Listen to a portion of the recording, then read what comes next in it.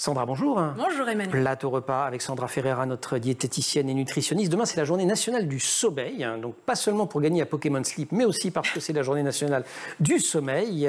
Vous allez nous parler du sommeil chez l'enfant et des aliments qui influencent ce sommeil. Déjà, c'est courant les problèmes de sommeil chez les enfants ? Mine de rien, c'est 25 à 50% d'insomnie chez les enfants de moins de 5 ans et 25% pour les enfants un peu plus grands. Donc, c'est pas à négliger. Et on sait qu'un mauvais sommeil chez l'enfant, ça peut provoquer l'irritabilité, une somnolence pendant la journée, fatalement, des difficultés d'apprentissage scolaire et aussi un risque plus important de développer un surpoids. Alors, il y a plusieurs facteurs qui vont influencer ce sommeil, si l'enfant est stressé, s'il digère mal et puis si les cycles de sommeil ne sont pas respectés. Et il y a plusieurs études qui ont démontré que ce qu'on mettait dans l'assiette pouvait influencer justement ce fameux sommeil. D'accord, donc on fait très attention au repas du soir. Est-ce qu'il y a des aliments élémentaires à éviter de consommer le soir? Oui, effectivement, le soir, si votre enfant a du mal à s'endormir, on va éviter de mettre trop de protéines, le bon steak haché le soir. Et pourquoi? Parce que c'est difficile à digérer, tout simplement. Ça va perturber l'endormissement de l'enfant.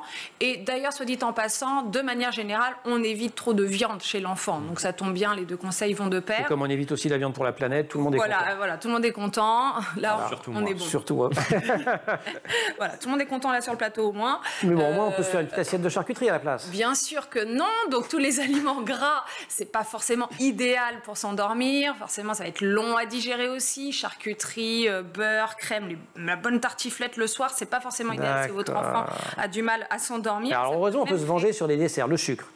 Oui, bien sûr que non. Et donc, tout ce qui est bonbons... C'est l'histoire de ma vie. Oui, c'est ça. On s'entend très bien, c'est ce que j'aime. Son métier, ouais. Les bonbons, les sucreries, c'est pareil, c'est pas terrible, ça va un peu exciter l'enfant. Et puis, par contre, plus surprenant... Ça a beaucoup plu à toute l'équipe. Est-ce que ça vous parle, si je vous parle d'aubergine? Vous aimez les aubergines? Voilà. Eh bien, pas le soir. Eh bien, le soir, il faut savoir que l'aubergine contient de la nicotine, qui est un excitant. Alors, bien sûr, je vous rassure, il faut en manger 10 kilos pour avoir l'équivalent de 3 heures de tabagisme passif.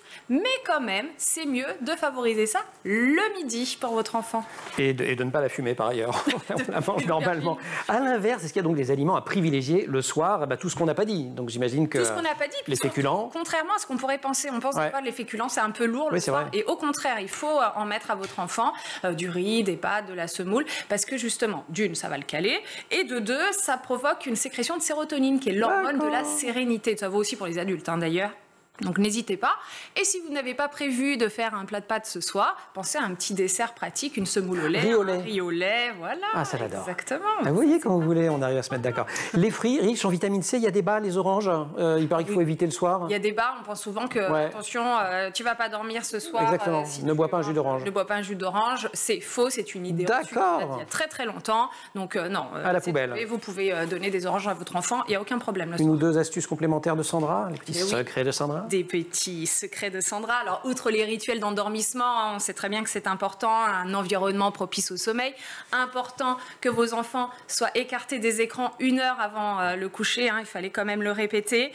Il est déconseillé de grignoter dans la soirée parce que du coup, votre enfant va être en train de digérer et ça fait monter la température du corps tout simplement et on s'endort moins bien. Et faites également attention au fait que l'enfant ne boive pas trop avant d'aller dormir parce que pipi, il va se réveiller tout le temps, c'est pas idéal. Donc 1h30 à 2 heures avant la fin du repas, on évite qu'ils boivent de trop. Et on dîne à quelle heure d'ailleurs? Vous disiez 1h30. On dîne quand on a envie de dîner, du moment qu'on ne se couche pas tout de suite derrière. D'accord. Alors, et pas tout de suite, c'est quoi? 1h, 1h30? Voilà, 1h. Donc on dîne tôt quand même. Voilà, oui, on dîne plutôt tôt, puisqu'il ne faut pas que l'enfant se couche tard. Et bien sûr, si les problèmes de sommeil perdurent, vous consultez votre médecin.